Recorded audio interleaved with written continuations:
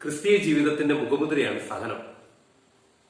ജീവിതത്തിൽ ഉണ്ടാകുന്ന ദുഃഖങ്ങളും വേദനകളും കഷ്ടപ്പാടുകളും കഷ്ടതകളും എല്ലാം നിറയുന്ന ഒരവസ്ഥ. യേശു പറയുകയാണ്, എന്നെ അനുഗമിക്കാൻ ആഗ്രഹിക്കുന്നവൻ എന്റെ കുരിശും വഹിച്ചുകൊണ്ട് എന്നെ അനുഗമിക്കട്ടെ. ക്രിസ്ത്യാനിയെ സംബന്ധിച്ചോളം സഹനമെന്ന് കേൾക്കുമ്പോഴേ നൂറേ നൂറ്. സഹനം ആർക്കും ഇഷ്ടമല്ല. പക്ഷേ ക്രിസ്തു പ്രത്യേകമായിട്ട് തിരഞ്ഞെടുത്ത വ്യക്തികൾക്ക് അവരുടെ ജീവിതത്തിൽ കൊടുക്കുന്ന ഏറ്റവും വലിയ സമ്മാനമാണ് സഹനം. ഈ സഹനത്തെക്കുറിച്ച് നിങ്ങൾക്ക് കൂടുതൽ അത് എത്രത്തോളം രക്ഷാകരമാണ്, ദൈവികമാണെന്നുള്ളത് നിങ്ങൾക്ക് മനസ്സിലാക്കാനായിട്ട് ഒരു ഉദാഹരണം പറയാം. അപ്പൊ നമ്മള് ഒരു ന്യൂമോണിയ ബാധിച്ച് അല്ലെങ്കിൽ എന്തെങ്കിലും ഒരു അസുഖം, നമുക്ക് സുഖമില്ല, നമ്മൾ ഒരു രോഗിയാണ് നമ്മൾ തിരിച്ചറിയുക. നമ്മൾ അടുത്ത ടൗണിലുള്ള ഒരു ഹോസ്പിറ്റലിലേക്ക് കടന്നു ചെയ്യുന്നു. OP ടിക്കറ്റ് ഒക്കെ എടുത്ത് ഡോക്ടറെ കാണാനായിട്ട് നിന്ന് നമ്മൾ ടോക്കൺ നമ്പർ വരുമ്പോൾ നമ്മൾ ഡോക്ടറുടെ റൂമിലേക്ക് കടന്നു ചെല്ലുന്നു. ഡോക്ടർ നമ്മളെ പരിശോധിച്ച് കുറച്ച് മരുന്നിനെല്ലാം എഴുതി. അതിനുശേഷം ഒരു നേഴ്സിനെ വിളിക്കും. ആ നേഴ്സിന്റെ കൂടെ നമ്മളെ അടുത്ത റൂമിലേക്ക് പറഞ്ഞു വിടും, അടുത്ത സ്ഥലത്തേക്ക് പറഞ്ഞു വിടും. അവിടെ ചെന്ന് നമ്മളോട് പറയാം, ഒരു കസേര ഇരിക്കാൻ പറയും. നമ്മൾ നോക്കുമ്പോൾ കാണുന്നത് നേഴ്സ് ഒരു സിറിഞ്ച് എടുക്കുന്നു, അത് പൊട്ടിച്ച് അതിൻ്റെ അകത്ത് പിന്നെ അറ്റത്തൊരു സൂചി കുത്തുന്നു. പിന്നെ അവിടെ ഇരിക്കുന്ന ഒരു മരുന്നെടുത്തിട്ട് ആ സൂചി ഇഞ്ചക്ഷൻ അതിലേക്ക് കുത്തിക്കയറ്റി വലിച്ച് മരുന്നെടുക്കുന്നു. നമുക്കറിയാം, ഏതാനും സമയത്തിനുള്ളിലായിട്ട് ആ കൂർത്ത സൂചി നമ്മുടെ ശരീരത്തിലേക്ക് അവർ കുത്തിക്കയറ്റും.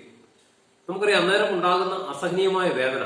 കുഞ്ഞുങ്ങളാണെങ്കിൽ വാവിട്ട് കരയും, എനിക്ക് സൂചി വേണ്ടാന്നൊക്കെ പറഞ്ഞ് അവിടെ കിടന്ന് അലമുറയിടും.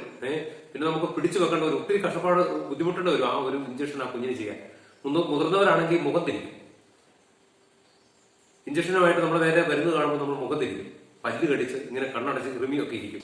നമ്മൾ അനുഭവിക്കാൻ പോകുന്ന വേദനയെ നമ്മുടെ ശരീരം അതിനോടുള്ള എതിർപ്പ് പ്രകടിപ്പിക്കും. ഈ നേഴ്സ് നമ്മുടെ ശരീരത്തേക്ക് കുത്തിക്കയറ്റുന്ന ആ സൂചിയുടെ നേർത്ത ദ്വാരത്തിലൂടെ നമ്മുടെ ശരീരത്തേക്ക് കടന്നു വരുന്ന ഒരു വലിയ പരമാർത്ഥമുണ്ട്, ഈ വേദനയ്ക്കെല്ലാം അപ്പുറമായിട്ട്. അതെന്ന് പറയുന്നത് അതാണ് യഥാർത്ഥത്തിൽ ദൈവസ്നേഹം.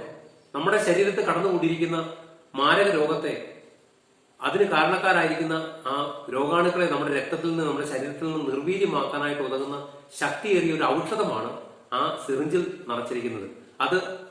അതിന്റെ അറ്റത്ത് ഘടിപ്പിച്ചിരിക്കുന്ന സൂചിയുടെ നേർത്ത ദ്വാരത്തിലൂടെ അത് നമ്മുടെ ശരീരത്തേക്ക് കടന്നു വരും.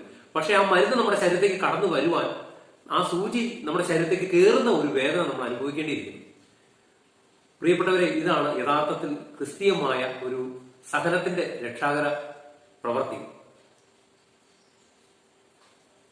ജീവിതത്തിൽ നമുക്കൊരു ഉയർച്ച ഉണ്ടാകണമെങ്കിൽ, നമുക്ക് പ്രത്യേകിച്ച് നമ്മുടെ ആത്മീയ ജീവിതത്തിൽ നമുക്കൊരു പുരോഗതി ഉണ്ടാകണമെങ്കിൽ, ഉയർച്ച ഉണ്ടാകണമെങ്കിൽ സഹനം കൂടിയേക്കും.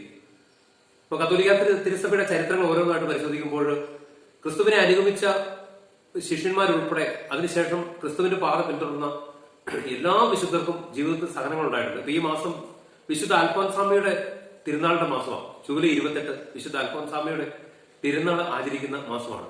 അപ്പം അൽഫോൻസ പുണ്യവതിയെ കുറിച്ച് പറയുമ്പോൾ ജീവിതം മുഴുവൻ സഹനം കൊണ്ട് വിശുദ്ധിയായ ഒരു പുണ്യവതിയാണ്. അപ്പോൾ ഇന്നും ഈ സഹനങ്ങൾക്ക് ഉത്തരം കിട്ടാതെ കർത്താവിനെ നോക്കി മുറുമുറുക്കുന്നവര്, അത് ക്രിസ്ത്യാനികളായിക്കോട്ടെ മറ്റ് മതവിഭാഗത്തിൽപ്പെട്ടവരായിക്കോട്ടെ, ഏത് മനുഷ്യനായാലും ജീവിതത്തിൽ സഹനമുണ്ടെങ്കിലേ പുരോഗതിയുള്ളൂ, വളർച്ചയുള്ളൂ. പക്ഷെ അത് നമ്മൾ സ്വീകരിക്കുന്ന മനോഭാവമാണ് നമുക്ക് മാറ്റേണ്ടത്. മനസ്സിലായി? നമ്മളത് സ്വീകരിക്കുന്ന വിധം, അത് ക്രിസ്തു നമ്മുടെ ജീവിതത്തിൽ അനുവദിക്കുന്ന സഹനത്തെ സന്തോഷത്തോടുകൂടിയും പിന്നെ ആത്മസംയമനത്തോടുകൂടിയും ഒക്കെ ക്രിസ്തുവിനോട് ചേർന്ന് നിന്ന് അനുഭവിക്കാൻ സാധിച്ചാൽ, അതിനെ സ്വീകരിക്കാൻ സാധിച്ചാൽ അത് നമ്മുടെ ജീവിതത്തിൽ അത് രക്ഷാകരമായിട്ട് തീരും. നമുക്കതിന്റെ ഫലം വ്യക്തമായിട്ട് കാണാൻ സാധിക്കും. ഈ സഹനങ്ങൾ തരാനായിട്ട് ചിലപ്പോൾ, നേരത്തെ ഞാൻ സൂചിയുടെ കാര്യം പറഞ്ഞു, ചിലപ്പം ചില വ്യക്തികളായിരിക്കും, ചില അധികാരികളായിരിക്കും, നമ്മുടെ തൊഴിൽ മേഖലയിൽ നമ്മളോടൊപ്പം ജോലി ചെയ്യുന്നവരായിരിക്കും, നമ്മുടെ കൂടപ്പുറപ്പുകളായിരിക്കും, മാതാപിതാക്കളായിരിക്കും, അയൽവാസികളായിരിക്കും. പല വ്യക്തികളെ ദൈവം ഉപയോഗിക്കും. സത്യത്തില് നമ്മൾ പലപ്പോഴും അങ്ങനെ നമ്മളെ വേദനിപ്പിക്കുന്നവരെ മിക്കവാറും നമ്മളെ ശപിക്കാറാണ് പതിവ്. സത്യത്തില് ഈ സഹനം തരുന്നവരാണ് നമ്മുടെ ജീവിതത്തിൽ നമ്മളെ ആത്മീയമായിട്ടും ഭൗതികമായിട്ടും വളർത്താനായിട്ട് നമ്മുടെ ജീവിതത്തിൽ അനുഗ്രഹമാകുന്നത്. എന്റെ ജീവിതത്തിൽ അങ്ങനെ പറയുകയാണെങ്കിൽ ഒത്തിരിയേറെ അനുഭവങ്ങളുണ്ട്. ഇനി ഞായറാഴ്ച യേശുവിന്റെ നാമത്തിൽ ഒരു തമ്പുരാന്റെ കൂടെ ഇരിക്കുമ്പോൾ യേശു അനുഭവിച്ച ആ സഹനമാണ് നമുക്ക് നമ്മുടെ ജീവിതത്തിൽ ഇന്ന് രക്ഷാകരമായി തീർന്നിരിക്കുന്നത്. നമുക്ക് പിതാവിന്റെ സന്നിധിയിൽ നമുക്ക് കടന്നു ചെല്ലാനായിട്ട് നാളെ നമ്മളെ പ്രാപ്തരാക്കുന്നതും നമ്മളെ വിശദീകരിക്കുന്നതും യേശുവിന്റെ ക്രൂശീകരണം.